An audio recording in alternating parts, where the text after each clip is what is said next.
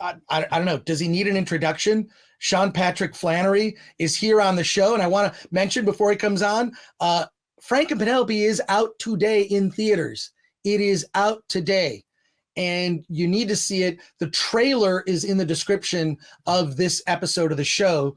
So definitely check that out. And welcome to the show, Sean Patrick Flannery. Thank you for being here. Wow, Sean, dang. That is a tank top right there, man. It's got a little tear going on, but there, how's that? Look at that. There you go. No, it looks good. It's very manly. Well, thank you for coming on the show. You're in the movie, but you also directed it. I did, yeah. I wrote and directed it, and I'm only in the bookends. I mean, I'm in the first. I have 2 lines in the beginning of the movie and 2 lines at the end of the movie. Most of my activity was other side of the camera. And how does that, this is, my name's Chris Gore, by the way. I don't know if you saw, and this is my colleague, Alan Ng. Hi. We're going to be asking you questions. Also, we're going to be taking questions from our chat. So if you have a question for Sean, post it in the chat right now. But like, what was it like, sort of like, that's a challenge being in front of and behind the camera. It actually wasn't. If you stock the crew the correct way, one of the best directors I've ever worked with in 33 years in this business, AJ Raytano, he was my operator and my DP, and I could have left the set and he would have handled it. I mean, I really had some A-team players on pretty much every department, and it makes it easy. Somebody far asked it correctly, you pretty much turn the camera on, let it happen. Well, that can be said for every department. So, stepping on the other side for brief little moments was inconsequential. I mean, this is your directorial debut. You've been in the business a long time. What was it about this project? I think you even co-wrote it or wrote it. What was it about this project that you wanted to put yourself behind it, so to speak? Well, Alan Gilmer, the EP, himself and Scott Dolezal, they contacted me about directing, and I've had opportunities to direct in the past, but never with the sort of unbridled creative freedom in the artistry, in the writing, and everything that they were offering with this. And that is incredibly rare. I asked if I could write it from page 1. They said absolutely. And we went on a location scout, and I mean, everything I saw, I kind of incorporated it into the script. Like I saw the cistern, I saw the 68 Super B, and we came up with something, and we were always looking in the same direction. It was just an amazing experience. And, all directing opportunities aren't like that. I know those opportunities are unicorns, but, now that I've seen one up close, I want to herd those things, man. Well, you're getting a lot of love in the chat. Do you mind if we go to some chat questions from the people watching today? Man, I would love to go where there's some love. Absolutely. A lot of love right now. So post more of your questions here. But Goober says Boondock Saints. You're gonna get that. Yeah, exactly. I don't hate on it. I don't hate on it at all. No, it's great. Not the Batman. Says Sean Buff Patrick Flannery. There you go. Blah blah says awesome film. So some people have already seen it. Macho Man Sean Flannery says Solomon Thornton. And here we go. Dempsey asks, did your martial arts training help you with the discipline needed for film directing? Without sounding like a cliche, my martial art helps me in every aspect of life. I mean, that red mat, that when I'm not joking, that red mat is, 50 yards on my property outside back window. It is my sanctuary. It is my therapy. It is my cathedral. It is all of the above. It helps me in every aspect of my life. I would not be the same person without it. Cool. Another question for you here from Solomon Thornton. Love you in Boondock Saints. What is your process for filmmaking? Man, you know what? I don't even know what a process is. I'll give you an example. Like in writing,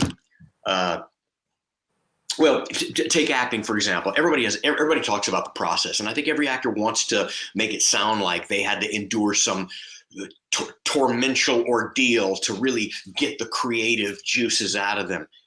Man, I had a wonderful upbringing. I was close with my mom, my dad, my mama, my granddaddy. You know, God bless people that haven't had as wonderful an upbringing, but I didn't have a lot of trauma in my life. You know, and my research for any role starts at page 1 and ends at fade out. If I were to play a homeless person, I don't need to go defecate on myself and sleep on the street for a week to get into character. But that's just me. My process for writing, for example, you know, you read some writing books, and you know you have to make bullet points and then an outline, and they're putting sticky notes everywhere, and there's a process you have to go. There's one incarnation, then a second, then a third. You know, I write by saying the wouldn't it be cool if rule. I start by, wouldn't it be cool if the movie started this way? And I write it. I know that's a 5th grade kind of way, but I just start and I finish. I don't do an outline. I don't do bullet points. That doesn't mean to suggest that I don't do my homework. 100% I do my homework. There's nothing left to chance whenever I arrive on the set. I have the shot list complete. I have a secondary shot list. Should we not be able to realize A? I have a wish list of an A, B, and a C. So if I can't get my A shot list, I at least need B. And at the worst case scenario, I need everything on C. I know the angles I want to shoot, everything. Everybody has their own way of doing it. But I fear my way may be looked at as more, I don't know, less high end, highbrow. I just kind of do it. My writing style is I just start writing, and I don't do the end first and then make it meet somewhere. I don't pay attention to by page 17. You need to have introduced your antagonist. I don't follow any of those rules. Now, having said that, people may see it and go, well, that's why your film sucks. I don't know. But I just know the way that I do it, and it's the only way I can do it. You know, it's the only way that comes natural to me. My granddaddy was, you know, probably one of my favorite storytellers I've ever met. And I loved the way that he painted pictures with his words. And man, if I got 10% of that, then, you know, I'd be flattered. Let me ask you. Real quick, couple quick comments here and a good question here. Daniel says, I'm getting jazzed to see this. And then a big question I know everybody's got top of mind. Shadow Fenrir 24 says, Boondock Saints 3 when? I don't know, man. Stay tuned, brother. Stay tuned. Okay. All right. Sorry, Alan. Sorry, I interrupted you. Yeah. No, I wanted to ask you about the story. I kind of saw it as kind of a modern noir, but what really struck out to me was, someone mentioned in the chat earlier today, but men were men and women were women. You know, I like the portrayal that you have of your characters, because they feel like more everyday people who are just trying to struggle and make it through life. What was it about your story that appealed to you and that kind of bloomed into what Frank and Penelope is? Well, you know, I mean, it is. They are everyday people. They're the type of people that I associate with on a daily basis. They're the type of people that I know. You know, I live in Texas. I don't live out in Hollywood. It's you know, it's the way people meet. Men are visually driven creatures. So I wanted his first attraction to Penelope be primal lust. I didn't want it painted with, you know, eloquent words or anything. I wanted it to be primal lust. And I wanted to see her attraction to him. You know, I'm a firm believer that, you know, men learn to fall in love with the women they find attractive. And I'm a firm believer that these are generalities, but I think that generally speaking, women learn to find attractive the men they fall in love with. So I wanted it to unfold in that manner. You know, through the course of dialogue, she finally realizes, like, that is that guy. It's that guy that I was told about in the storybooks. And all of these rules that I were told, it's that guy right there. And he's sitting right in front of me. But it doesn't hit her, you know, I mean, he's just another person whenever he comes into her life. But being a visually driven creature, you know, the image of her is very different on his psyche. Cool. Flaccid Phoenix asks, what scene in Frank and Penelope was the most difficult or fun to shoot? Man, everything in that cistern was difficult. We went on, you know, we went on a location scout, and I started writing it. I wrote the first 38 pages on the first 3-day location scout, and everything that I saw the 68 Dodge Coronet to Super B, man. It's a if you meet a director that can write a script and he sees that at the location, doesn't put in the movie, man, kick him.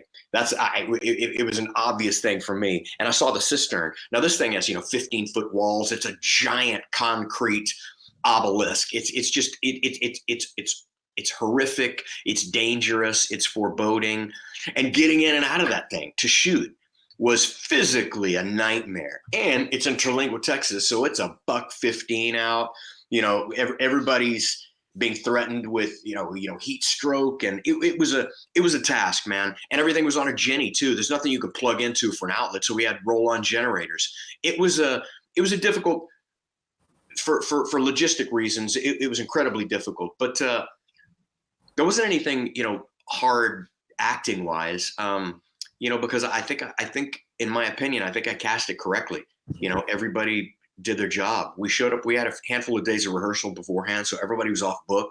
It was a breeze. And I've been doing this 33 years, so there are no independent films that go without hiccups. So obviously the car broke down. We had to rewrite on the fly, and you have to pivot and adapt instantaneously to get a film made.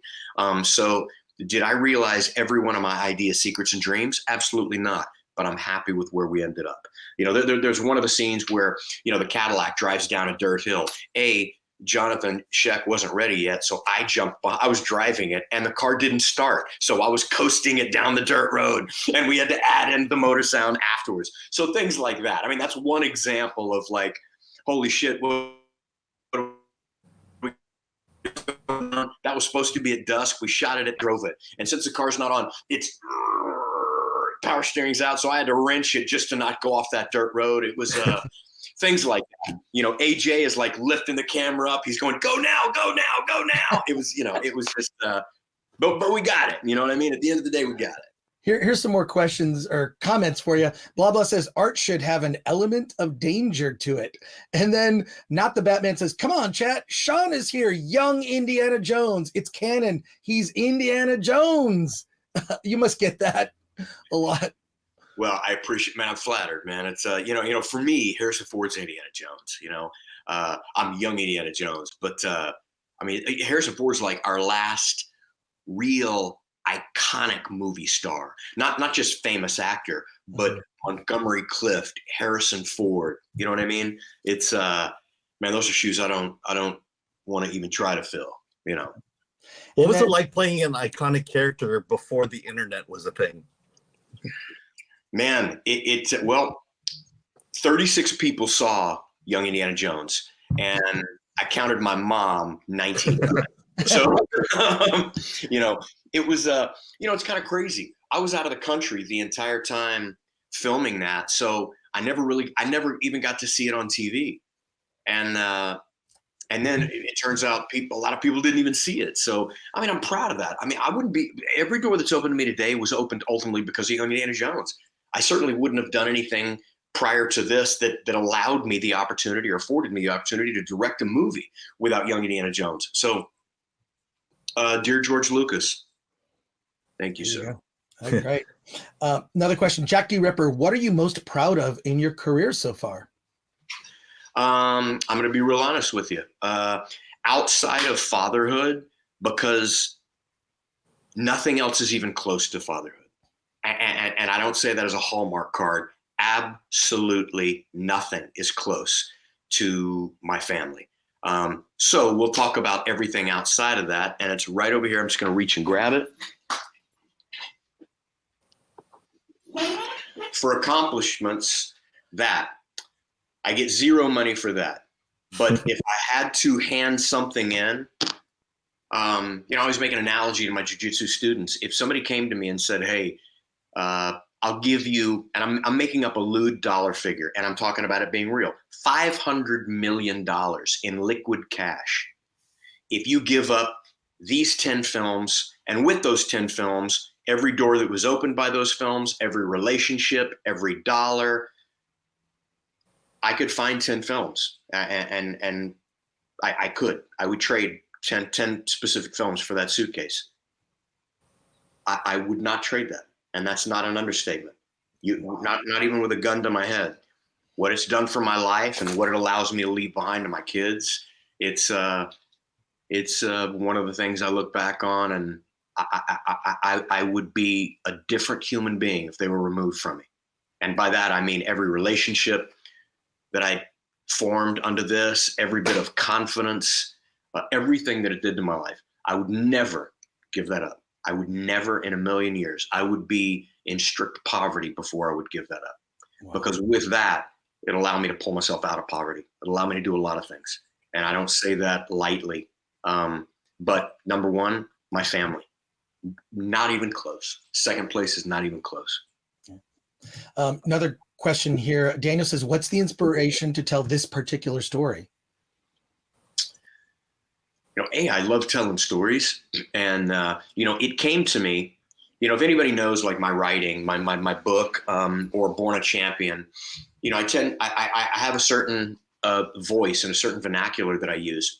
I don't tend to write horror genre, but I do love telling stories. So I did my best to convert something that we wanted to shoot and make it a little road trip horror movie, but I turned it into what I would say is an allegorical love story. And my inspiration, it's easy for that because that's what I write. I write love stories. That's what I write. Without sounding too, soft, that's what I write. At the core of this movie, it's a love story. And if it doesn't work between Frank and Penelope, none of the violence works. So that's where my inspiration comes. My inspiration comes from love. It comes from love in everything I do in my life. Right. Solomon Thornton says, a family man. I salute you. That's great. And then Dempsey has a question here. How much weight does score carry in your film? Immense. I'll give you an example. When you get a budget, 9 times out of 10, and again, I've been doing this 33 years, so I've seen the way the sausage is made from every single angle. I'm arguably one of the most overqualified first-time directors because I truly am a student of the art. I've asked questions. From Dave Tattersall, who won Academy Awards on Young Indiana Jones. I always want to know, what is that light? How come that's brighter? Oh, it's key light. What does a key light mean? Everything I ask questions. So I did my homework. I didn't want to show up and be directing a set and not know at least a good portion of every single person's job. In the same respect, when I waited tables, and I thought, man, if it doesn't work out, I'm going to manage one of these restaurants. I wanted to know how to expedite. I wanted to know how to run the dishwasher. I wanted to know how to short cook, long cook. I wanted all of that stuff. So having said that, a big part of the budget is usually you spend the budget, and then you go and you beg and you plead for music. For me, I wrote this on the location scout, and I wrote it to music, and I had a very specific song list. I always listen to music in everything in my life. Everything wonderful in my life has always has a soundscape. And if you play a song, I can tell you the first time I heard it, if I could smell the chlorophyll and the freshly cut grass in my first football game when I was 6 years old, et cetera, et cetera, et cetera. So I know what it does to me. So I went with the budget, and I talked to, Alan Gilmer, Scott Doles, all the producers, said, can we allocate this percentage of the budget already to get these songs? And then we can economize a little bit with the remainder to make sure that we get the film shot, but it's important to me. And they agreed. And so we got all of my music for this. And then hiring the composers for the original bits of score. I'll tell you a funny story. Donna D'Erico, who was in my movie, she called me and she said, hey, do you have a composer yet? And I said, no, not yet. I'm looking, but I was probably going to use my composer that I hired for Born a Champion. And she said, well, my son, he's a composer. And in all honesty, full disclosure, I didn't say it to her, but on the other end of the phone, I'm going, oh, for fuck's sake. Oh no. How am I going to navigate this shit? Of course, your son's a composer. Here comes the nepotism. Yeah. I gave her a promise, and I'm a man of my word. I looked at his website. I looked at his demos. And I thought, this dude is more than credible. I contacted him, and I said, a lot of named composers won't do this. I said, would you give me throw something at me? Here's a temp.